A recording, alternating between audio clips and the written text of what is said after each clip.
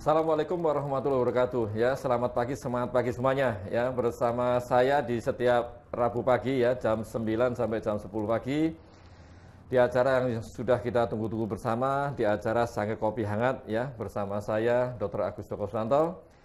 Di mana nanti 1 jam ke depan kita akan membahas sebuah topik yang sangat menarik, yang mana di setiap hari Rabu pagi kita khususkan di masalah sistem imun kita dengan autoimun ya. Jadi nanti bisa ikut bergabung bersama kita di acara pagi hari ini ya.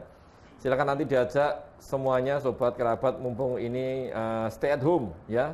Mumpung daripada nanti melamun ataupun ya sekaligus sambil melihat atau join dengan kita bisa sharing ilmu pengetahuan ya.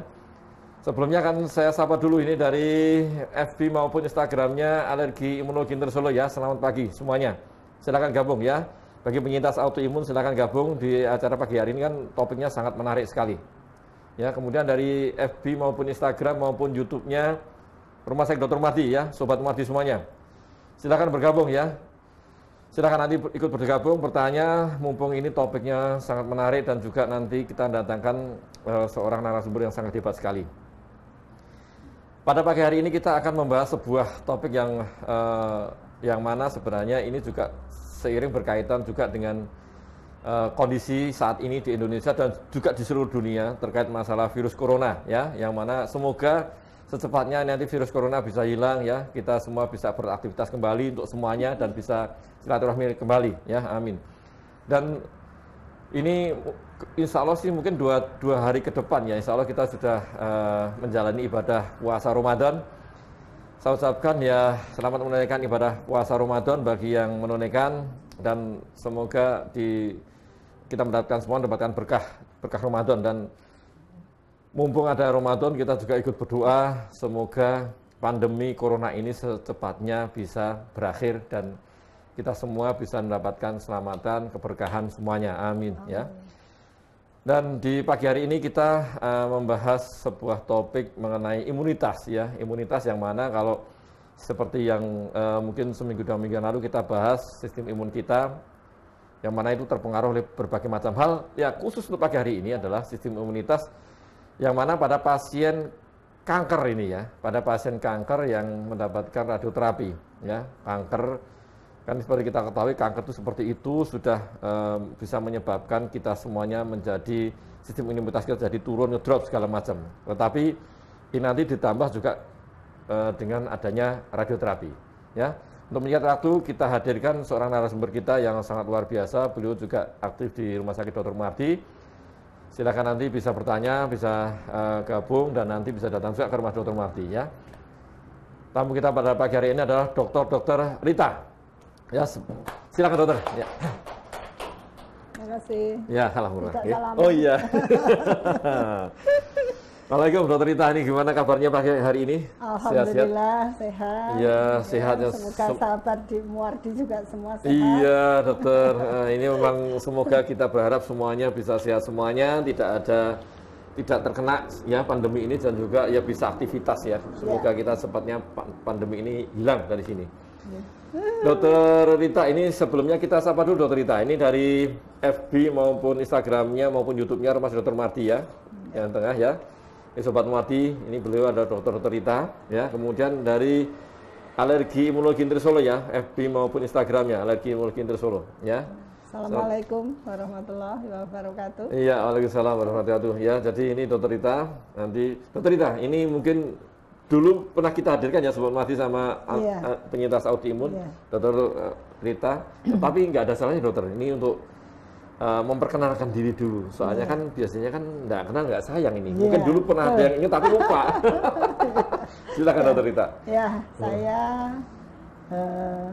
sudah beberapa kali sih hadir di sini ya. Di Muardi ini, baik di secangkir kopi hangat maupun di Muardi ya. di Muardi baik, dan selalu dengan topik yang sama tentang kanker, karena saya kebetulan bekerja di Rumah Sakit Muardi ini sebagai seorang radiologi onkologi ya. Jadi pekerjaan saya memang menangani pasien-pasien kanker yang mendapatkan terapi radiasi ya. Jadi Saya sudah berkeluarga, beranak, bercucu. Udah bercucu ya? Masih kelihatan muda ya? Terima kasih. Yang penting senang, jadi imunitasnya baik. Iya, benar. Gitu. Begitu dokter ya, dokter Rita ini beliau ternyata sudah bercucu ya, nggak kelihatan kan. Jadi makanya kalau nggak kenal kan beliau kalau makin sobat Mardi maupun penyintas autoimun kalau ketemu di jalan mungkin pangling kali ini. Ini sekira masih usia berapa lah. Dokter Rita, ini terkait masalah untuk setiap hari Rabu pagi kan kita membahas masalah sistem imun maupun autoimun ya. Untuk terkait pada pagi hari ini ya banyak berkaitan dengan bidangnya Dokter Rita ya. Jadi di sini kita akan nanti pengaruh imunitas nih terhadap pasien kanker nih ya. Mungkin Dokter Rita bisa menjelaskan awal dulu. Sebenarnya kan orang juga bingung kanker itu apa sih kan gitu. Mungkin jangan tentang terkait masalah kanker dan kemudian radioterapi itu apa dan nanti juga hubungannya dengan sistem imun kita. Silakan dokter. Ya. Jadi sebelum kita masuk pada pembicaraan kita tentang imunitas pada pagi hari ini, terutama pada pasien-pasien kanker, saya ingin menjelaskan apa itu kanker sebetulnya ya, secara awam. Jadi adalah kanker Mas itu Risa, adalah tolong. Suatu penyakit, yaitu suatu penyakit yang ditandai dengan pertumbuhan yang abnormal atau gangguan pertumbuhan yang sifatnya pertumbuhan yang berlebihan, yang tidak dapat dikontrol oleh tubuh. Dan yang satu dia, yang istimewa ini pada kanker ini, dia dapat menyebar jauh dari induknya. Ya. Jadi dia mempunyai kemampuan untuk menyebar ke seluruh organ. Jadi misalnya dia tumor di payudara atau kankernya di payudara, dia bisa menyebar kemanapun yang dia suka. Itu adalah keistimewaan dari penyakit kanker ini. Seperti gambar ini ya dokter Rita ya. Kalau ini kan bisa nyebar keluar gini ya. Ya, betul. Jadi anunya kecil tapi dia memang bisa tumbuh, ya, tidak dapat dikontrol dan kemampuan istimewanya yaitu dia dapat nempel di mana saja. Harusnya kalau dia bukan misalnya kanker payudara, kalau sel itu sel payudara, dia tidak di tempatnya di payudara, dia tidak bisa tumbuh. Tapi kalau sel kanker ini meskipun dia sel payudara, kalau dia jalan-jalan masuk pembuluh darah, kemudian nempel di paru misalnya, dia merasa di situ enak, maka dia akan tumbuh di situ. Oh iya. Dia nempel di otak, dia akan tumbuh di otak. Jadi itu yang namanya kita sebut sebagai metastasis atau penyebaran. Ya, oke. Ya, dokter. Ya.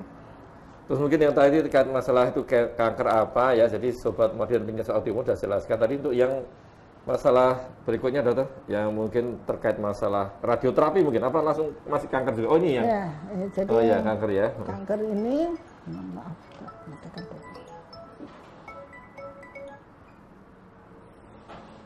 ya, jadi ini yang tadi saya terangkan ya. Jadi dia di payudara, tapi dia bisa menyebar ke paru, ke liver, kemudian ke tulang dan sebagainya. Oke. Nah, sekarang apa sebetulnya sebagai penyebab atau pencetus dari kanker ini? Ya, ada banyak hal atau ada penyebab multifaktorial namanya ya, tidak hanya satu penyebab. Pertama adalah genetik. Kalau orang awam mengatakan itu suatu keturunan ya, gen yang diturunkan. Ya.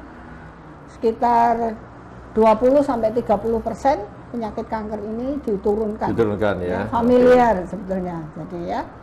Jadi biasanya kalau ada, kita selalu menanyakan ke pasien apakah ada kakeknya, neneknya atau saudaranya yang lain yang sedarah itu yang dia terkena kanker atau enggak. Karena kalau dia ada berarti dia potensial, dia secara genetik memang ada gitu. Kemudian yang kedua adalah rokok. Ya, rokok ini memang sudah kita ketahui bahwa di penelitian dimanapun bahwa rokok ini merupakan perokok aktif maupun pasif itu merupakan penyebab atau pencetus dari keganasan-keganasan tertentu, misalnya paru, nasofaring, kemudian kanker di kandung kemih, ya itu semuanya berhubungan dengan rokok ini. Kemudian yang ketiga adalah bahan kimia. Bahan kimia ini yang terkenal adalah monosodium glutamat atau MSG, ini ya, atau micin, ya. Kemudian juga adanya boraks yang kemarin dihebohkan beberapa saat yang lalu. Ada boraksnya nih nak. Kasih borak. Jadi karak. Jadi karak. Kita makan karak.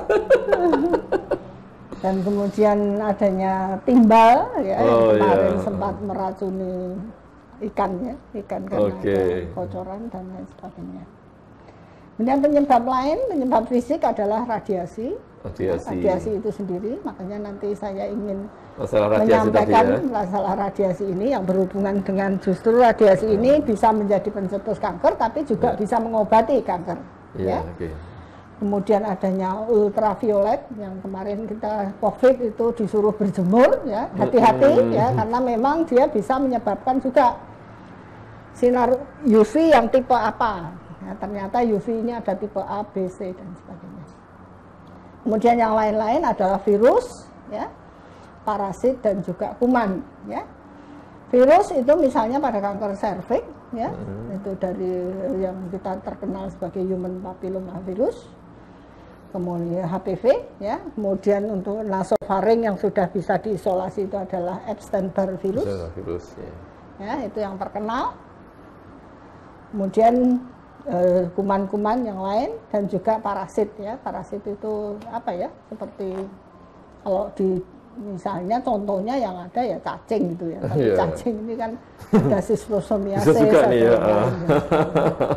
katanya ya. Tapi secara eksplisit untuk parasit yang menyebabkan kanker ini memang masih dalam penelitian yang lebih lanjut. Ya. Kemudian nanti masalah imunitas nih ya. Masalah imunitas ini apakah memang benar kanker itu menurunkan imunitas? Ya. Tentunya dari sahabat-sahabat komunitas imunitas ini yang sudah biasa Dr. Joko sudah mengerti ya apa itu imunitas ya. Jadi imunitas ini adalah suatu mekanisme sebetulnya pada makhluk hidup ya, tubuh atau orang ya. Yang tugasnya sebetulnya untuk melindungi tubuh terhadap pengaruh biologis dari luar dan juga menghentikan, mengidentifikasi, membunuh maupun memperbaiki dari sistem tubuh ini yang rusak. Ini bagus sekali, makanya imunitas ini harus dipertahankan. Iya, Ya, sebelumnya begitu ya Dr. Madi dan penyintas autoimun sekarang tadi sudah sampaikan mengenai imunitas. Nah ini kita sapa dulu Dr. Rita. Ini biasanya kan ini ngikuti yang kita biasanya mulai dari tadi Mbak Mary coba. Mulai dari Hong Kong terus dari Malaysia nanti ya, mulai dari atas ya. Ya, selamat pagi dari Brebes ya. Brebes hadir nih, dari Malaysia juga hadir, dari Batang ya. Terus kemudian dari bawah nih Mbak, dari Gresik juga ya. Mbak Dedi, terus Temanggung Dedi ya, Temanggung di Hongkong juga ini Mbak Wulan ya, gimana Hongkong, moga-moga selamat ya, Cikarang juga dari Wonogiri nih ya, terus Pemalang juga nih, Pemalang, Temanggung dan ini juga ada Cilacap ya, biasanya dari Lombok juga ya, semua terima kasih sekali sudah ikut bergabung di acara Sengit Kopi Hangat dan Medan juga nih, Medan, Brebes ya, kemudian dari Ponorogo ada Salem ya. Dari Jakarta dan juga ini Seragen ya, Brebes Bumiayu juga iya, Klaten ya, pokoknya kita harus ini absen juga nih, yang banyak juga dan ini Tomolnya Brangsong nih ya, juga ada dan luas sekali. Iya nih dari Taiwan Terima kasih Temanggung, Purworejo, Salaman Magelang, yang Pemalang. Ini kemudian dari Demak juga hadir, yang Kendal ya. Selamat pagi semuanya. Pokoknya ini yang sudah banyak yang ikut. Dan ini sebelum kita teruskan, ini ada pertanyaan di Instagramnya Rumah Sakit Dr. Mati nih, Dr. Rita nih. Ini dari Mbak Win ya, Win Asri ya. Pagi dokter, saya punya riwayat tumor otak nih. Sudah dioperasi dan kemoterapi 2 kali. Saya juga penyintas autoimun yang 3. Sifatnya sistemik. Apa mungkin tumor yang sudah dioperasi bisa tumbuh lagi dok? Nah ini beliau ini seorang penyintas autoimun, tetapi dia memiliki riwayat adanya tumor otak dan kemudian sudah dioperasi dan kemudian kemoterapi 2 kali. Ini kira-kira bisa tumbuh lagi enggak ini, Dokter Rita? Ya, dari pengalaman dan juga ada beberapa pasien saya, ya karena kebetulan ya kurang beruntung sekali berarti ya kalau penderita penyintas autoimun kemudian kena kanker, ya, kena atau tumor otak, ya. keistimewaan dari tumor otak itu meskipun dilakukan operasi, tetapi operasinya itu biasanya kurang radikal karena tidak mungkin kan kalau payudara diangkat semua tidak masalah. Otak diambil separuh itu terus diganti apa itu. Nah, apalagi seperti kita ketahui pada penyintas autoimun itu yang memang ada kecenderungan untuk meskipun sudah ya hampir teratasi dan berusaha diatasi, ya, tetap ada gangguan di situ. Jadi untuk bilang bahwa nanti tidak mungkin kambuh itu saya tidak mau, ya, tidak mau berbohong gitu, ya. Jadi secara ini potensial mesti ada, ya, ada kemungkinan untuk tumbuh lagi karena saya juga punya beberapa pasien yang sudah di terapi, kemudian sudah disinar, sudah ini ternyata beberapa tahun dia muncul kembali. Nah itu nanti apakah ini berhubungan dengan karena beliau seorang penderita autoimun atau tidak, itu kita belum bisa memastikan lebih jauh ya, karena memang pasiennya juga belum cukup banyak ya dok, penelitian. Jadi, tapi kemungkinan untuk tumbuh tetap ada, makanya tetap harus ada kontrol berkala, misalnya dengan MRI setiap 6 bulan sekali ya. Meskipun kadang-kadang pusing-pusing dikit diabaikan gitu, ya. Jadi silahkan nanti bisa konsultasi untuk bisa dilakukan MRI setiap 6 bulan sekali. Iya, begitu ya Mbak Winda. Jadi saya tambahkan juga ini yang untuk Sobat Muardi dan penyintas autoimun sekalian, tadi sudah disampaikan oleh Dr. Rita bahwasanya memang ini Mbak Winda seorang penyintas autoimun ya. Penyintas untuk yang Sobat Muardi kalau nggak tahu, penyintas itu maksudnya yang mengidap atau menderita penyakit autoimun, penyintas autoimun ya. Ini ada tumor otak juga dengan beberapa autoimun dalam tubuhnya dokter ya. Sehingga tadi sudah disampaikan Dr. Rita bahwasanya memang benar kalau kita ada tumor di otak, kemungkinan besar untuk residip atau kambuh sih masih ada tempat, ya tak? Apalagi beliau ini kan seorang penyintas autoimun ya, dengan sistem imunitasnya yang tidak bagus, yang sedang naik turun, jadi kemungkinan untuk kambuh sih kemungkinan lebih besar dibanding orang normal. Makanya tadi benar juga disarankan harus evaluasi ya Mbak Win, nanti maksudnya tetap dievaluasi paling nggak berkala 6 bulan sekali dokter ya, tadi 6 bulan sekali. Paling nggak di MRI ulang lah, kita lihat nanti dievaluasi perkembangannya dari tumor itu bagaimana, karena memang agak sumir antara penyintas autoimun dan tumor karena gejalanya hampir mirip sebenarnya. Dan juga ini kita sapa lagi tadi dari sudah masuk dari Taiwan dan Singapura ya, Singapura dan Purbalingga, ini Magelang, Cirebon ya. Selamat pagi semuanya dan silakan ikut gabung juga teman-teman, dan silakan nanti join mengajukan saran apapun, mungkin pertanyaan yang jelas ya mengenai masalah imunitas itu. Sebelum kita jawab lagi nih ya Mbak, apa ini mau diteruskan lagi Dr. Rita, ada yang mau ditambahkan lagi? Ya, saya ingin menjelaskan lagi yaitu tentang apa sih sebetulnya fungsinya imunitas itu ya. Ini secara umum mungkin banyak teman-teman yang sudah tahu bahwa fungsinya adalah melindungi dari invasi-invasi itu penyerangan ya, penyerangan yang dilakukan oleh berbagai penyebab penyakit. Itu fungsi utamanya. Jadi kalau imunitas kita bagus, insya Allah kita terlindung dari beberapa penyakit ya, penyakit yang memang tujuannya kan penyakit itu bisa macam-macam ya. Tadi sudah disebutkan bisa dari virus, bisa dari bisa dari sebab-sebab yang lain, misalnya fisik dan lain sebagainya, radiasi tadi. Kalau semuanya misalnya tidak ada imunitas ini, semua orang terkena sinar misalnya di foto, kemudian jadi kanker semua kan ya repot ya. Tetapi itu semuanya itu karena kita punya perlindungan tadi, yaitu sistem imunitas tadi. Kemudian yang kedua adalah menghancurkan dan menghilangkan mikroorganisme. Mikroorganisme itu ya contohnya tadi kuman patogen ya. Misalnya bakteri itu mikroorganisme. Kemudian dia menghilangkan atau memperbaiki sel-sel yang rusak atau yang mati. Jadi kalau sel itu sudah rusak sebenarnya tidak boleh ikut pembelahan sel, tidak ikut dibelah lagi. Tetapi kanker ini dia punya keistimewaan meskipun dia secara ininya rusak karena diserang oleh tumor itu, diserang oleh penyebabnya tadi, virusnya misalnya, tapi dia tetap bisa masuk pembelahan sel. Jadi fungsi imunitas yang mencegah supaya dia tidak ikut masuk pembelahan sel itu gagal. Jadi dia ikut masuk sehingga tumbuh terus meskipun dia sudah tidak seperti sel induknya. Yeah. Itu. Dan yang keempat adalah untuk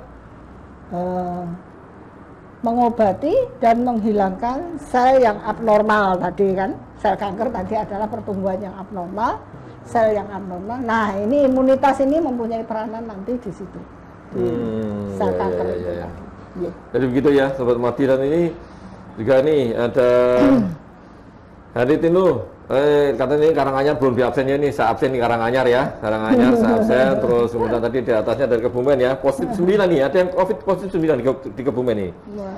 Dari Klaten, dan semoga ini yang positif cepat sembuh ya, insya Allah ya, amin ya. Dan semoga teman juga bisa sembuh dan nongkrong juga ya. Dan ini juga ada ini dokter, sebelum melanjutkan, ini dari Instagramnya Mati ada pertanyaan lagi dari Mbak Fairul Nur nih. Dok, apa gejala kanker di fase awal terkena kanker? Jadi gejala awal kanker itu apa sih? Ya. Nah, jadi untuk kanker ini gejala awalnya itu sangat bermacam-macam, tergantung organnya apa yang kena. Dan sayangnya stadium dininya atau gejala awalnya ini kadang-kadang tidak diketahui. Artinya tidak diketahui itu tidak dirasakan atau diabaikan. Contoh yang paling gampang misalnya kanker serviks. Ya. Kanker serviks itu kan ini nomor 1 ya di Indonesia. Kanker leher rahim atau serviks itu kadang-kadang gejalanya itu hanya dia sedikit keputihan, ya, sedikit keputihan. Kalau kebetulan pasiennya itu sangat memperhatikan dirinya, maka dia pergi ke bidan atau pergi ke dokter umum misalnya. Sama dokter hanya di anamnesa, ditanya-tanya, dikatakan, oh nggak apa-apa Bu, ini Bu kecapean. Nah itu adalah salah satu kesalahan dari para tenaga medis yang kurang aware, kurang memperhatikan bahwa ini adalah sesuatu warning. Dia tidak pernah keputihan, tiba-tiba keputihan. Keputihan, ya. Untuk mengetahuinya, terpaksa harus menggunakan satu pemeriksaan. Jadi jangan mengatakan bahwa dia tidak apa-apa sebelum kita yakin bahwa dia memang tidak apa-apa. Karena pasien dibilang nggak apa-apa, ya ayo wes. Gitu ya. Jadi sepenuhnya bukan kesalahan pasien kadang-kadang. Ya, kadang-kadang tenaga medis juga melakukan kesalahan itu, ya. Misalnya dia harus IVA tes. Nah, itu kalau dia sudah ini dia harus IVA tes. Paling enggak gitu kalau beliaunya tidak mau memeriksa, bidannya memeriksa dalam atau apa, silahkan dilakukan IVA tes. Kirim ke laboratorium. IVA tes itu gampang sekali, hanya melalui lendir vagina, kemudian dikirim untuk dilakukan pemeriksaan. Nah, di situ nanti akan diketahui ada sel-sel itu. Itu yang paling dini misalnya. Atau dia setiap habis hubungan dengan suami istri habis berhubungan gitu, istrinya besok paginya ngeflex sedikit, keluar darah sedikit, tapi tidak ada sakit, tidak ada apa. Kemudian pasiennya akan mengatakan, aduh mau begini kebanteran gitu, karena besoknya terus enggak, gitu loh. Dia bilang sama suaminya, coba banter-banter, aku mau metu gede sitik, tapi enggak sakit kok, gitu. Ya diabaikan. Nah lama-lama ya terjadi seperti itu. Payudara juga seperti itu. Payudara itu kan sebenarnya kelihatan ya. Setiap mandi juga dia meraba sabunan gitu kan. Ada benjolan kecil. Itu apa ya ini? Nah, kalau orangnya betul-betul memperhatikan, dia langsung, aduh sini kok ada benjolan. Dokternya belum apa-apa, mengatakan, oh nggak apa-apa Bu, itu uci-uci. Itu kesalahan terbesar oleh tenaga medis yang ada di daerah yang tidak aware terhadap kanker. Akibatnya apa? Karena kanker itu perkembangannya itu adalah memakai ini apa? Seperti perkalian ya. Hari ini itu besoknya 2 kalinya, 4 kalinya, 6 kalinya, 8 kalinya dan gitu. Maka dalam waktu yang singkat dia itu benjolannya udah gede, padahal tidak ada sakit, tidak ada apa.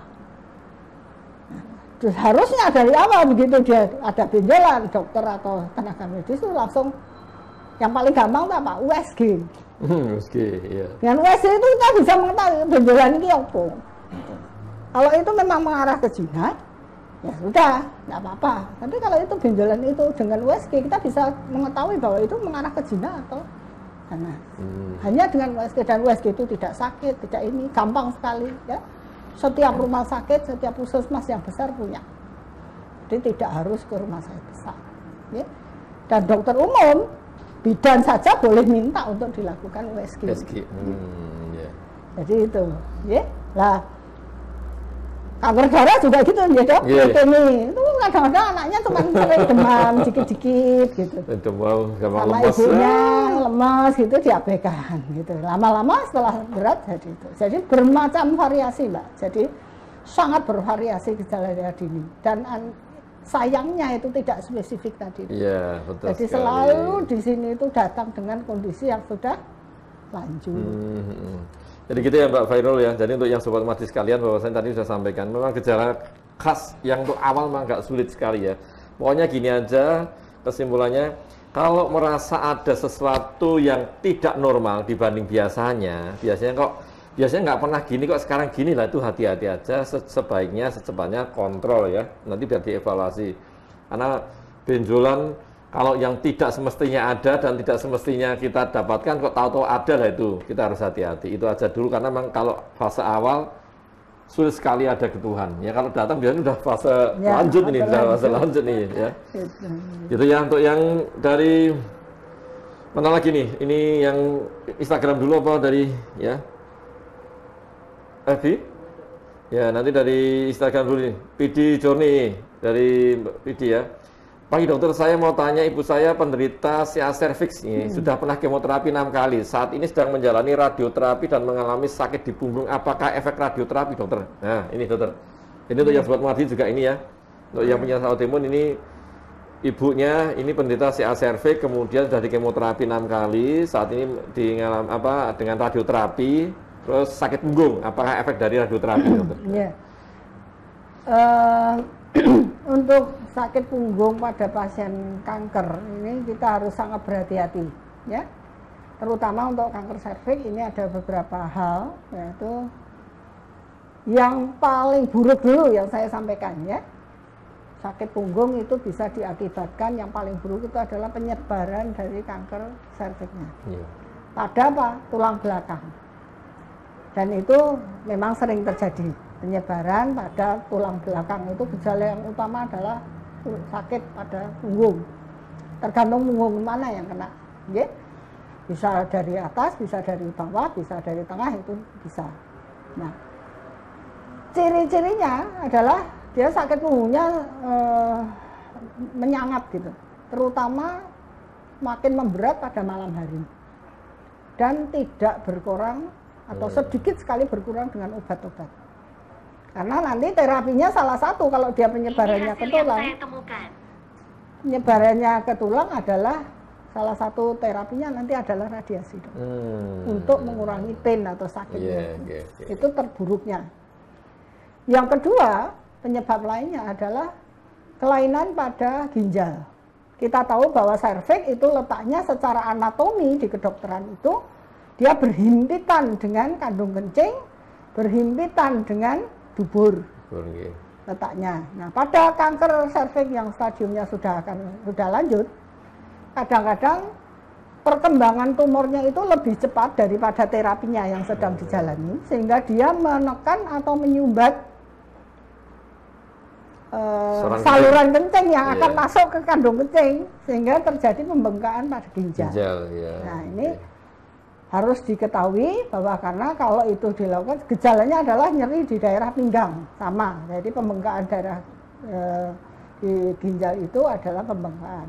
Tetapi sebaiknya memang sebelum radioterapi, itulah maka sebabnya dia harus menjalani suatu pemeriksaan dulu untuk melengkapi stadiumnya, stagingnya, dan juga hal-hal yang mungkin nanti akan menyulitkan terapi.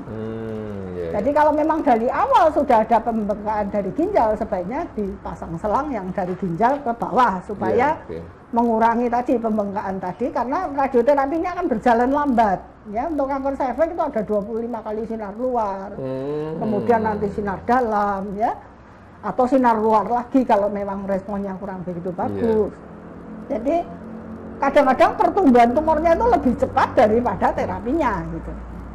Jadi Itu yang menyebabkan kerugian. Makanya saya selalu menekankan untuk teman-teman juga radioterapi, kalau memang mau melakukan radioterapi, tolong di staging dulu. Artinya diperiksa dulu lah.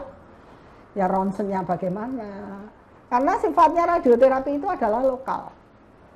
Penyinarannya, pembunuhannya adalah untuk membunuh di lokal tumornya, bukan untuk yang lain. Nah, kalau lokal tumornya itu dia sudah menyebabkan atau sudah menyebar kemana-mana, untuk apa kita kejar-kejar di lokal gitu. Jadi harus ditangani dulu gitu, supaya apa, dia bisa kita radiasinya efektif dan tidak menyebabkan hal yang lain gitu. Yang ketiga, ini karena memang pada pasien kanker itu terjadi kelelahan secara umum, kemudian yang mungkin baru sedikit capek, kemudian punggungnya sakit, itu ya biasa ya. Jadi sama sekali sebetulnya tidak ada hubungannya dengan sinar radioterapi. Tidak ada hubungannya. Tidak ada hubungannya malahan ya.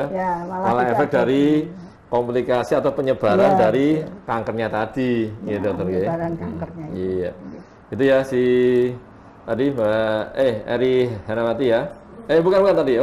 Tadi siapa? Lupa tadi. Oh, dari PD ya, dari PD Joni tadi seperti itu tadi ya. Ini dari FB-nya Muardini. Dari Mbak Floral Budi Krisanti ini ya. Dok, kenapa kalau aku kena dingin badan selalu jadi hangat? Kena dingin badan jadi hangat ya? Dan tidak nyaman menginjak lantai saja. Kalau nggak pakai sendal langsung jadi kayak masuk angin. Apakah imun saya lemah dan bagaimana cara mengobatinya? Terima kasih sebelumnya. Nah, kalau ini bagiannya dokter Joko ini ada hubungannya enggak? Bukan bagian saya. Iya ini. Oh enggak Pak Joko. Gini dokter. Wah, ini memang Mbak Floral ya, untuk yang sobat mati dan penyintas autisme sekalian, ini pertanyaan Mbak Floral adalah dia merasa dingin kalau jadi hangat. Jadi memang kemungkinan besar ya, ya kemungkinan adalah Mbak Floral untuk sobat mati sekalian, ini Mbak Floral mungkin kemungkinan besar adalah mau istilahnya itu ya tadi boleh dibilang sistem imunitasnya sedang ngedon ya, ngedon. Dalam artian adalah dia itu mau flu bisa, mau panas juga bisa, mau ada peradangan di dalam tubuhnya. Peradangan bisa infeksi bukan juga tidak ya. Kecapean, kurang tidur ya, terus asupan makan minumnya juga kurang, itu bisa menyebabkan badannya juga jadi demam. Kalau tubuh kita tuh demam, itu rasanya memang jadi kayak dingin. Karena memang perbedaannya tubuh kita dengan suhu luar tuh jauh, sehingga kita merasanya dingin. Makanya nanti kalau kemana-mana nginjak lantai yang dingin, rasanya jadi nggak enak, iya, seperti orang masuk angin itu seperti ya. Jadi silahkan kalau udah seperti ini dicoba aja Mbak Floral ya, nanti minum yang cukup, makan yang cukup dan istirahat dulu aja ya, nggak usah aktivitas dulu, banyak istirahat dulu, rebahan ya, dan istirahat ya, aktivitas ringan aja, nanti dirasakan membaik atau enggaknya. Yang jelas ini tanda-tanda, salah satu tanda ya, salah satu tanda kalau memang tubuh kita mengalami kelelahan ya, kelelahan. Bisa sistem ngedrop, bisa tadi karena mau ada meradang, bisa mau ada infeksi. Silahkan nanti bisa kontrol ya. Gitu ya Mbak Floral Budi ya. Terus ini ada kelanjutannya dokter. Ini ada dari Instagramnya Muardini, Eri Hanawati. Atau mau ditunjukkan dulu terkait masalah tadi? Iya. Ada punya gambar yang radioterapi dokter. Iya. Untuk yang tadi kan sudah disampaikan kalau lokal tadi ya. Iya. Mungkin ini yang dulu yang luka-luka sel imun, terus ada yang radioterapi tadi ada? Kira-kira gambar yang untuk radioterapi mungkin sistem imun, oke, nanti ini ya.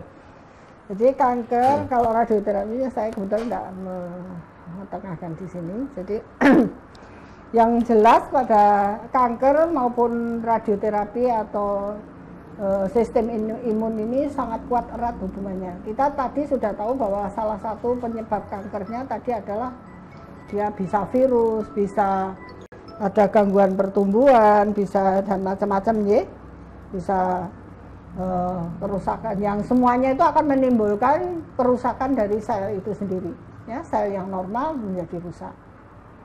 Radioterapi tugasnya adalah untuk merusak sel kanker. Ya. Sel kanker, yaitu dengan sistem langsung dan tidak langsung. Nah, radioterapi yang tugasnya merusak sel kanker ini, mau tidak mau, karena dia menggunakan suatu bahan radioaktif yang Walaupun sudah kita lokalisir sedemikian, tetapi kalau kankernya itu di dekatnya itu ada, ya mesti kan kalau di kanker kan dekatnya ada barang-barang yang normal, artinya organ yang normal gitu. Nah ini radioterapi ini tidak bisa milih, dia akan merusak semua yang terkena efek dari radiasi itu, terkena radiasi itu. Jadi sel normal maupun sel kanker itu akan rusak.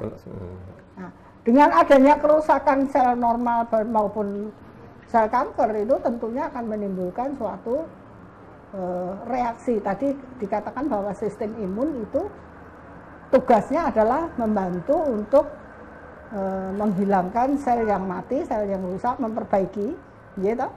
Tapi dia bisa juga untuk radioterapi ini justru dia akan merusak imunitas juga.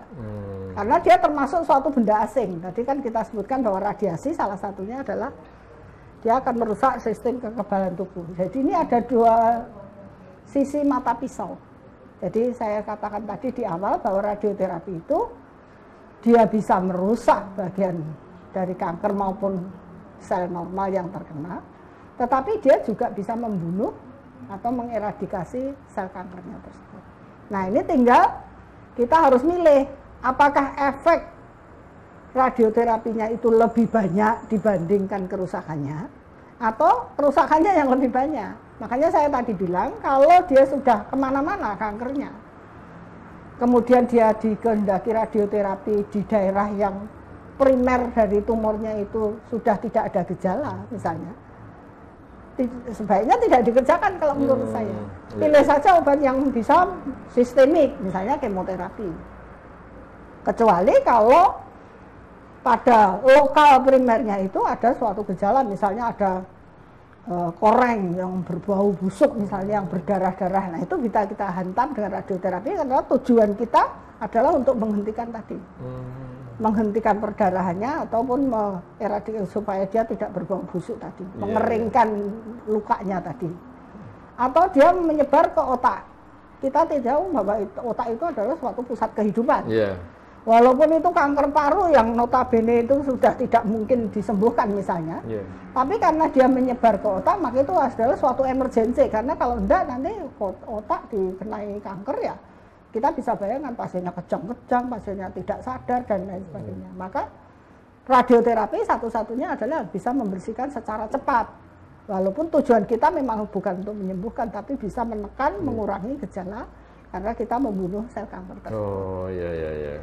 Jadi ada dua sisi. Salah satunya adalah justru radioterapi juga menurunkan sistem imun. Nah itu sama-sama kankernya. Bisa bermata dua ya. Iya, kankernya bisa menurunkan sistem imunitas, radioterapinya juga. Makanya dalam terapi kanker dengan radioterapi kita perlu menambahkan obat-obat yang sifatnya adalah untuk meningkatkan sistem imunitas itu. Misalnya dengan imunomodulator, dengan yang lain-lain. Ini sekaligus untuk jawab yang dari FB-nya Muardi tadi, Mbak Merini ya. Dan ini dok, ini bapak saya pasien siakol ini sudah kemo 12 kali, radioterapi 43 kali. Setelah radioterapi sudah operasi juga, tapi sekarang kesemutan seluruh tubuh. Apa itu efeknya dok? Sudah 4 tahun ini dokter. Ya makasih. Jadi untuk yang sobat saya ulangi ini, yang bapaknya itu CA. coli ya, kanker di daerah kolon ya, usus besar, itu sudah kemo 12 kali, kemudian radioterapi 43 kali, terus kemudian sudah operasi juga, tetapi ini seluruh tubuh kesemutan ini. Ya, gimana dokter? Ya, kesemutan itu ada dua ya, bisa disebabkan oleh efek kemoterapi, karena kemoterapi itu bisa kemana-mana toh, sistemik ya. Karena dia punya dua mata pisau juga kemoterapi itu. Kemoterapi itu obat yang disuntikkan ke dalam tubuh dan dia bisa mengeradikasi semua sel tumor yang ada di tubuh. Maksudnya kan seperti itu. Jadi semuanya bisa kena. Sistem saraf dan ini dan lain sebagainya. Yang paling banyak kesemutan itu memang disebabkan itu sendi-sendi menjadi linu dan lain sebagainya, rambutnya rontok semua ya. Radioterapi, kalau saya melihat bahwa sinarnya ini 43 kali. 43 kali ya nih. Saya menganggap bahwa ini mungkin sudah ada penyebaran.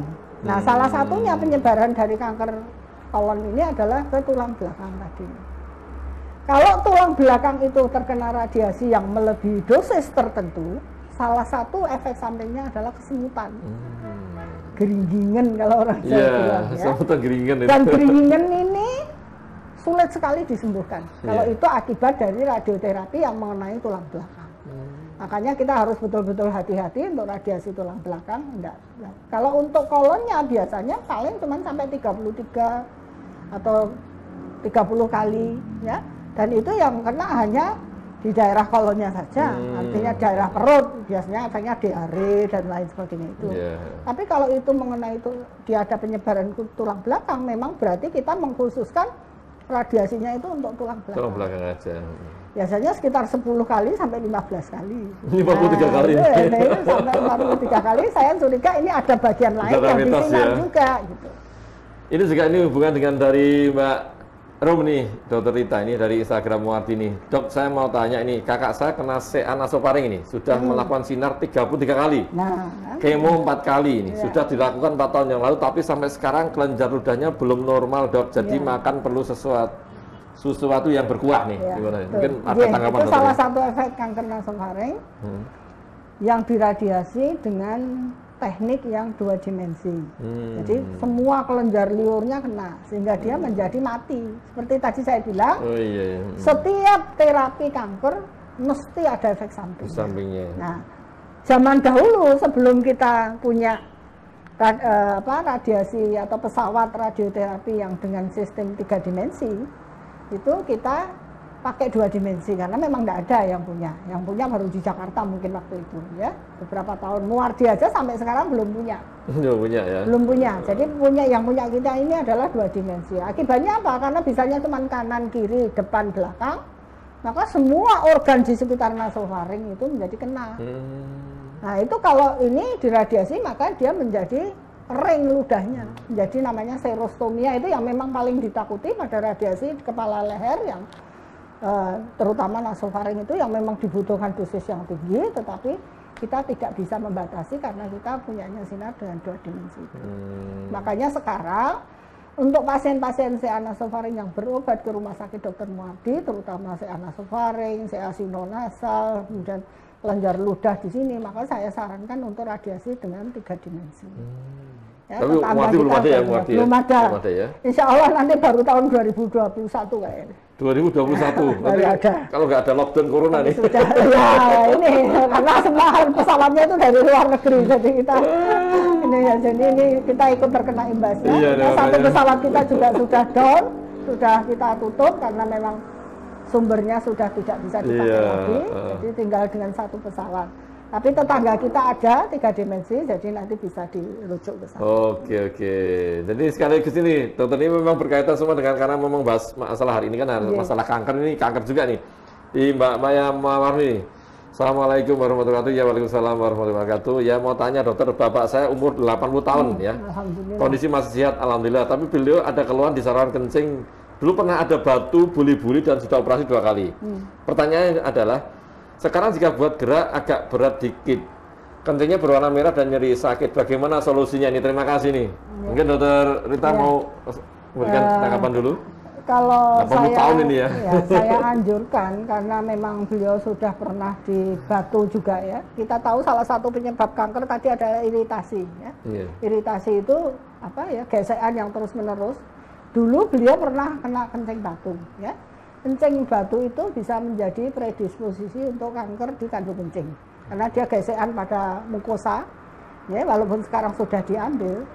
Kalau saya menyarankan sebaiknya dilakukan USG lagi untuk melihat apakah itu memang cuma infeksi, penebalan atau apa yang menyebabkan ada gangguan kencing, ataukah memang sekarang ada tumbuh yang baru. Nah itu yang kita khawatirkan itu adalah itu ada kanker kandung kemih yang dulu didasari karena iritasi, karena beliau ada batu di kandung kencing, terlalu tergesek-gesek seperti itu sehingga menyebabkan luka. Nah luka ini yang kronis itu bisa menyebabkan kanker. Jadi kalau saya sarankan supaya dilakukan USG dulu, terutama USG kandung kencing dan juga mungkin sekalian ginjalnya dan lain sebagainya. Oh, begitu ya Mbak Maya, sebaiknya tetap dievaluasi karena apalagi udah usia 80-an 80 ya dokter. tahun enggak ada kontraindikasi sama sekali untuk USG, gampang enggak apa-apa, 80 tahun dan kemungkinan kecurigaan ke arah nanti ke depannya keganasan kanker sih masih ada, makanya tetap evaluasi aja ya Mbak Maya, tetap bisa datang ke rumah Dr. Mahdi nanti akan bisa evaluasi ya. Dokter sebelum melanjutkan ini minum dulu dokter ini. Biasanya sangat kopi hangat silakan ya dokter. Ini untuk yang sobat Mahdi dan penyintas autoimun sekalian yang mau ikut gabung nanti silakan ikut minum ya, minum sendiri-sendiri ya. Di rumah sendiri-sendiri.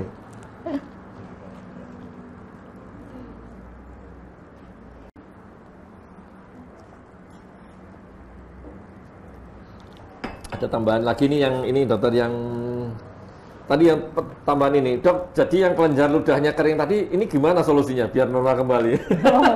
Ini agak sulit juga nih, dok.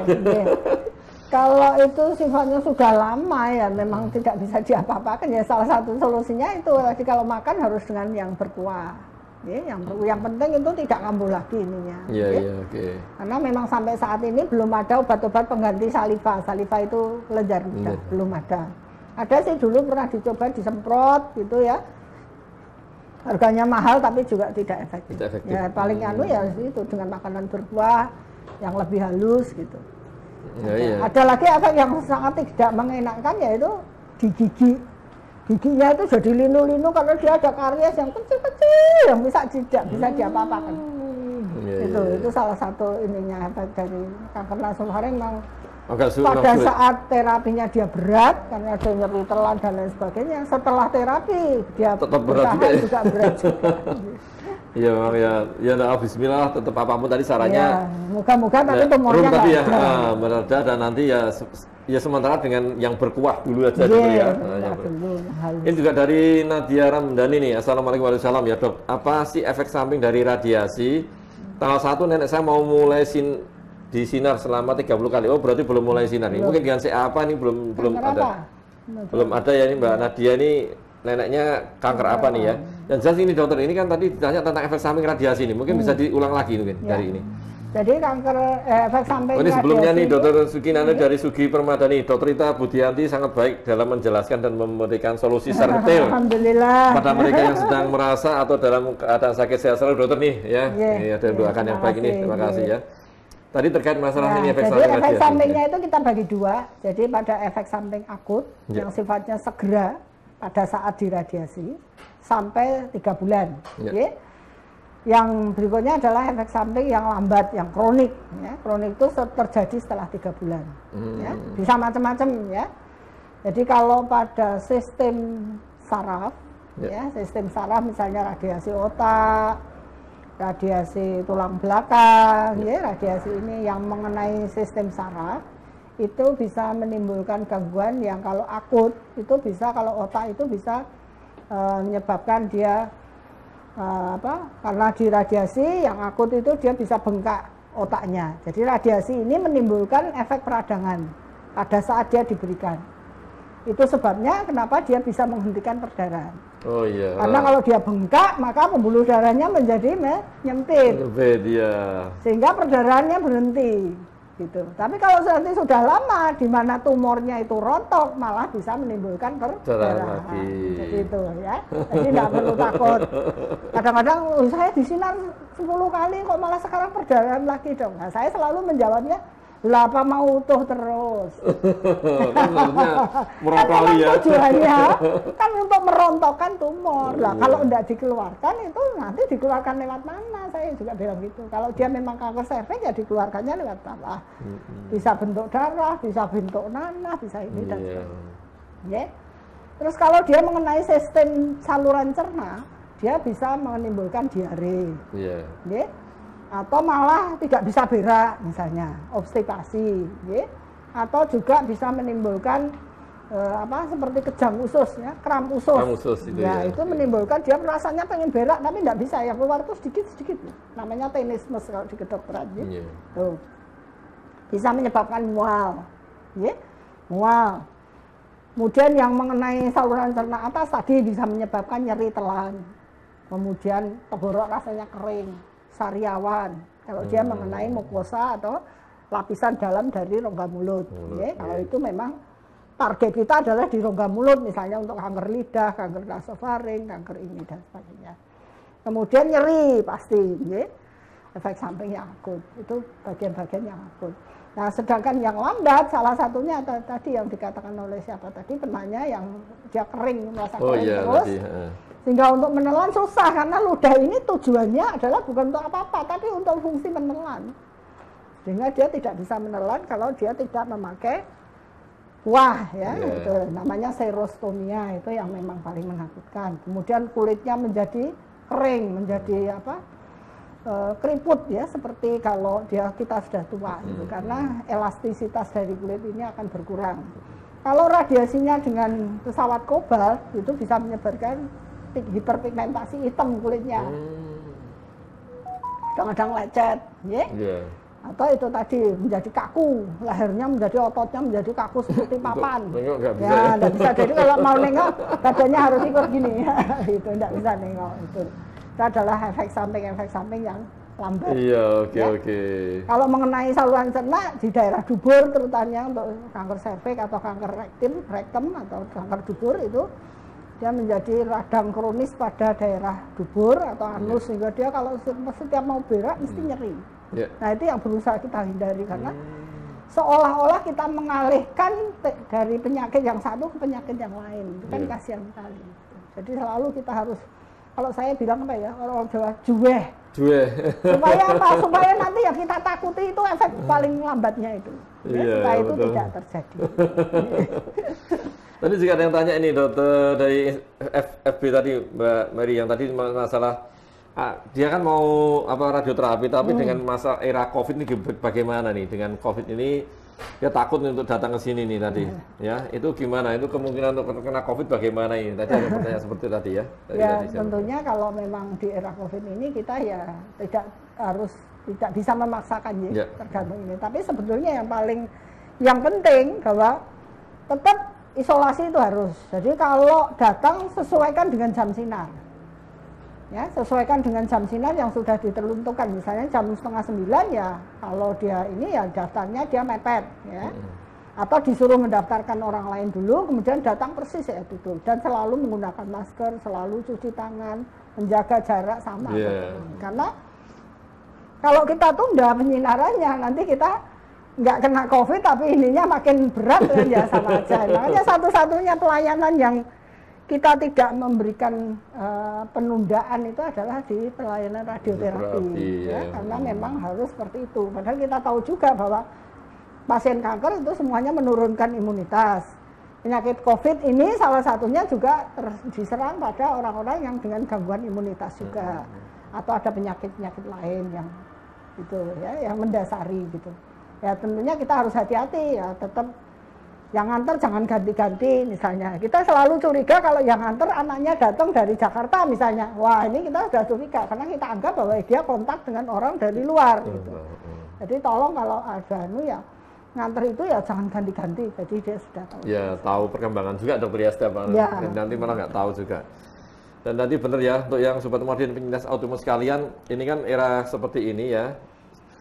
Pesan saya adalah kalau tidak emergensi sekali jangan datang ke rumah sakit ya, sebaiknya tetap tinggal di rumah ya, stay at home, tinggal di rumah, terus cuci tangan pakai sabun wajib ya, setiap kali mau apapun cuci tangan pakai sabun, terutama apalagi kalau menyentuh wajah ya, cuci tangan pakai sabun, dan kalau mau keluar pakai masker ya, masker apapun boleh ya, masker kain untuk ya bagi yang bukan tenaga kesehatan. Kalau untuk yang masker bedah seperti ini kan untuk yang tenaga kesehatan, dan juga jaga jarak dengan orang lain ya, social distancing.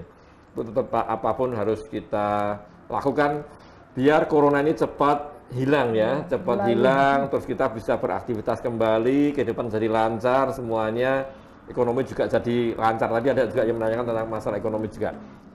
Dari Instagramnya Muardi dokter ya. Dok, saat ini sudah 3 minggu sakit kepala hebat dan mual, sudah minum pereda nyeri ya. Oh, yang dirasakan saya nih, dokter Agus. Tapi belum membaik dan sekarang tangan kiri sudah Sulit untuk digerakkan ini. Apa tumor otak itu ini kemarin ya? Ini sasaran kemarin untuk CT scan ini ya. Segera. Belum berjalan nih Mbak Win ya. Kemarin udah kita sarankan untuk saya juga yang nanya apa nih, yang pernah operasi tumor otak ini. Oh iya, ini ya kan sudah jadwal CT scan ini dok. Ya, memang sudah kemarin waktu kontrol ini dengan saya sudah saya sarankan untuk CT scan ulang. Dan ternyata memang ini tunggu jadwal nih. Moga jadwalnya nggak lama ini.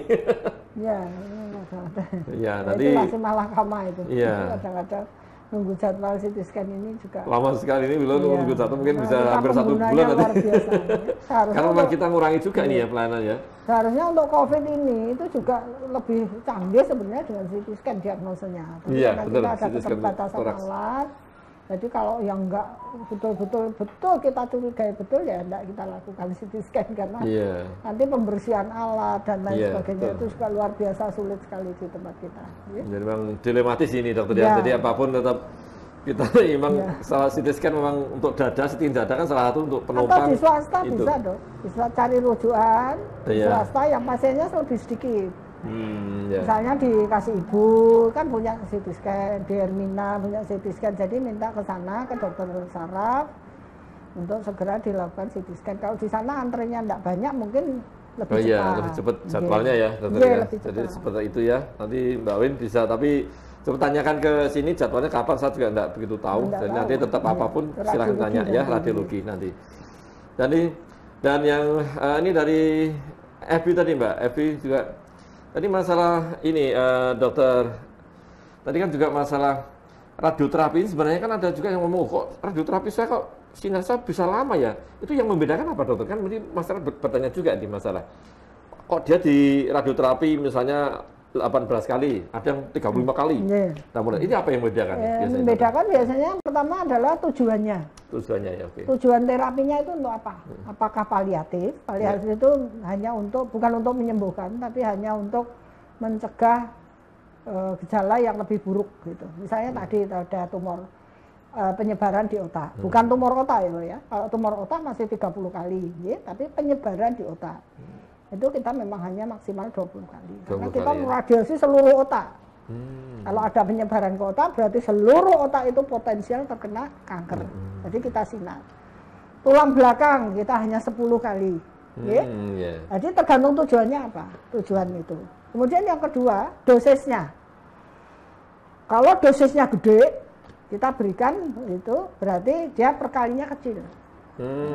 Jadi hanya berapa kali gitu misalnya kayak tulang belakang tadi meskipun 10 kali tapi sekali dosisnya adalah lebih gede, 3/4-nya dosis biasa.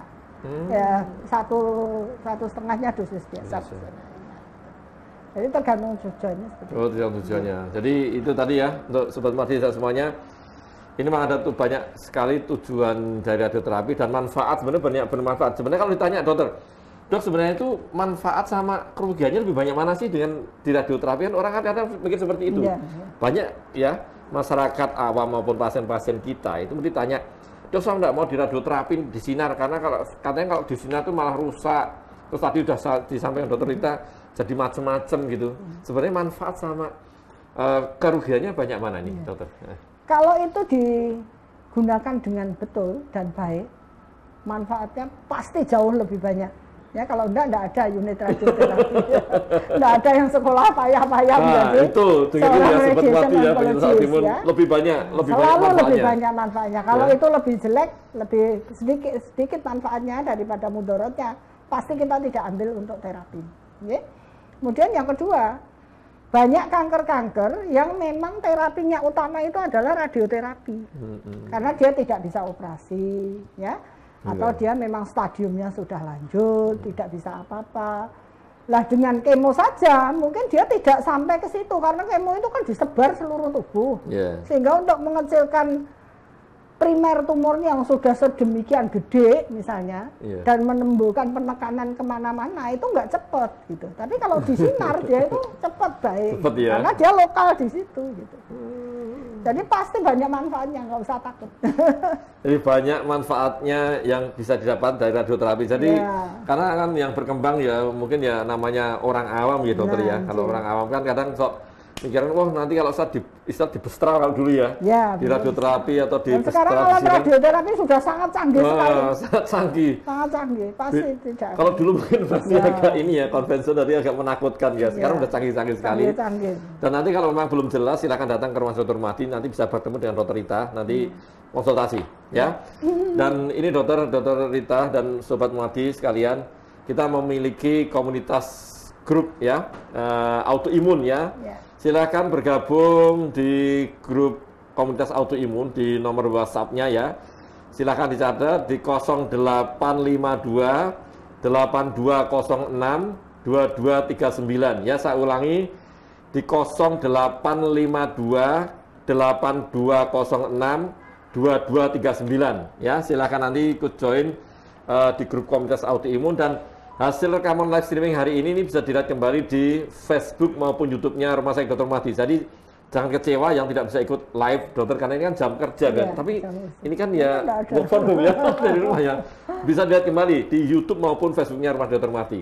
Dan jangan lupa kalau sudah dilihat, like, follow, subscribe, and share ya. Jadi boleh di-share. Ini tidak ada hoax, jadi silahkan di-share ya. Dan untuk terakhir kali dokter, ini kan memang waktunya ternyata udah 1 jam cepat sekali ya. Kalau kita bicara mungkin sampai 2 jam. Dan mohon maaf mungkin beberapa belum kita jawab ya. Pertanyaannya nanti bisa gabung lagi. Mungkin suatu saat kita akan menghadirkan Dokter Rita lagi nih ya. Ya Dokter Rita ya. Jadi untuk yang terakhir Dokter Rita, ini mungkin ada sedikit pesan-pesan untuk Sobat Mahdi maupun penyintas autoimun terkait masalah imunitas kanker pada radioterapi ini Dokter. Ya, pesan saya, meskipun penjenengan itu menderita kanker, ya, dan kebetulan juga penyintas autoimun atau kanker itu menyebabkan penurunan dari autoimun itu, jangan terlalu takut atau cemas yang berlebihan, ya. Karena apa? Perasaan takut atau cemas yang berlebihan itu justru memperburuk sistem imun kita, ya. Dia akan mengeluarkan hormon-hormon tertentu, kemudian adrenalin dan sebagainya, yang pada jangka waktu yang lama itu justru malah dia akan memperburuk sistem imun. Jadi silakan ya, paling bisa itu pertama kali memang penjenengan mungkin marah ya, anger. Kenapa kok saya? Padahal saya ini tidak pernah berbuat yang tidak bagus misalnya. Kenapa saya diberikan ini? Pertama itu denial, menolak dulu, itu biasa. Ya? Tapi setelah itu Anda pikirkan baik-baik, mungkin di balik ini ada hikmahnya apa. Nah, setelah Anda bisa menerima, maka kemudian akan tercapai suatu reaksi yang kemudian Anda bisa tenang, Anda bisa berpikir jernih untuk mengikuti terapi-terapi yang memang sudah diharuskan. Jadi nggak usah takut. Dokter memilih terapi itu bukan sesuatu mesti dia sudah berpikir sesuai dengan keahliannya, ya. Jadi nggak usah takut, nggak usah dengar omongan kanan kiri, kok nek dikemo gundul kabeh. Ini nek disinar jadi monyok semua, ndak, ya. Kita pasti akan memberikan yang terbaik untuk masyarakat. Jadi jangan takut berlebihan. Ya, begitu ya, Sobat Mahdi. Jangan takut, pokoknya ya diterima tadi, dan seperti tadi pesan saya terakhir adalah berbahagia. Iya, makan bergizi, jangan lupa, ya. Istirahat cukup, dan yang terakhir berbahagialah ya. Jangan hindari stres karena akan menurunkan sistem imun tubuh kita. Dan kita terima kasih sekali ya atas kehadiran Dokter Rita pada pagi hari ini, dan terima kasih sekali juga untuk yang Sobat Mahdi maupun penyintas autoimun yang sudah ikut join, ikut gabung di acara Sangir Kopi Hangat di pagi hari ini. Sampai ya. Jumpa. Kita akan ketemu lagi, insya Allah di setiap hari Rabu pagi jam 9 sampai jam 10 dokter ya, di acara Sangir Kopi Hangat dengan topik yang berbeda lagi. Dan cukup sekian, akhir kalam, wassalamualaikum warahmatullahi wabarakatuh. Ya, terima kasih dokter.